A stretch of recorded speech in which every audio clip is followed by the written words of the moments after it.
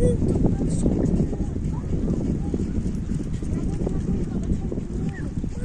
прям на поверхности.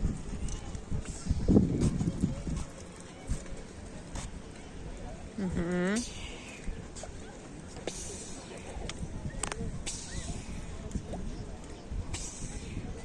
Проводим огонь. Молодец. Жень, смотри, я провел огонь по тому большому кумиру. О, под нами еще один огромнейший. Мама, посмотри. Огонь. Есть попадание. О, мама, под нами. Ого, какой. На! Огонь. Антона, не наложись на... А какая она синюхая.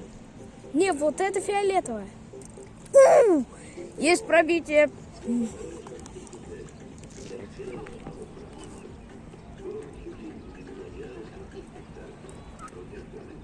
Все?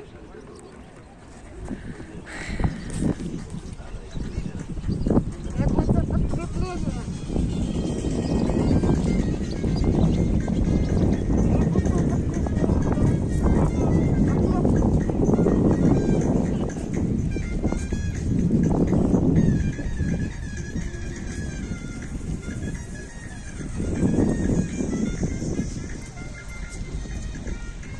Требуется срочное массовое подкрепление.